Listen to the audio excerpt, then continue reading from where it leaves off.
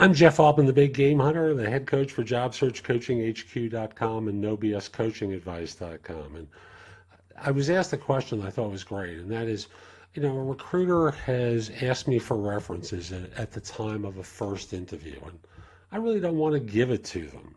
So how can I say no to recruiters when they ask for references during an interview? Now, I want to differentiate. And to say, I want to start by answering the question about contingency recruiters, because that's definitely a place to say no. They may tell you we need to check references on behalf of the client. And that's a great line, but what they're really doing is trying to use your contacts to go recruit other people. I know this because I've listened to sales trainers for years talk about this as a gambit to get great talent. And you don't want to be complicit. So the correct way to respond, or the easiest way to respond, is rather than take it on head on, you smile and say, in due time, but not right now. And if they say, well, we need to have it because the client wants us to check references at the time that we submit. And again, I want to be clear, I'm not talking about the retained search firms. I'm not talking about C-level professionals. I'm talking about, your typical average Jane or Joe who's in a job and is being approached by a recruiter.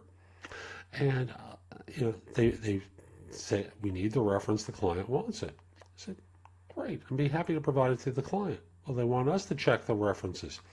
Not at this time. Then we can't submit you. Okay. And leave it at that. And you know why?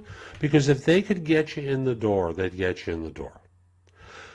And they can't. What they're trying to do is parlay one contact into two or three, where they call them up and try to recruit them, ostensibly under the guise of checking a reference. So they might say, well, we need a former manager. And then they go from there to your manager and start out by doing a reference check and then try and flip it to get recruiting business from them. Or they may try to talk to a peer of yours about you and your work and say, by the way, this is a position I'm trying to recruit for. Is this something that might interest you? There's a lot of little gambits that go on among third-party recruiters. Now, I know some people are going to respond by saying, would you do that with a company? No. Unfortunately, too many third-party recruiters are sleazy. We know this already. So the idea is to push them off because you don't know if you can trust them yet. And wink, wink, most of them you probably can't. There are exceptions to this, but most of them you probably can't. And, it's like being on a first date with someone. Could you give me a reference of your former husband or wife? I'd like to speak with them, please. Or someone that you went out with previously, because I'd like to know what you're like by talking to them. No, not at a first date, especially with an absolute stranger.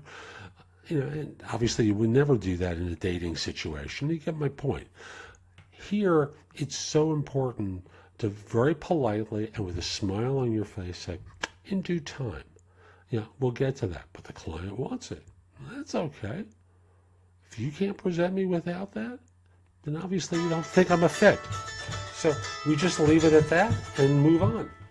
Hope you have a great day and take care.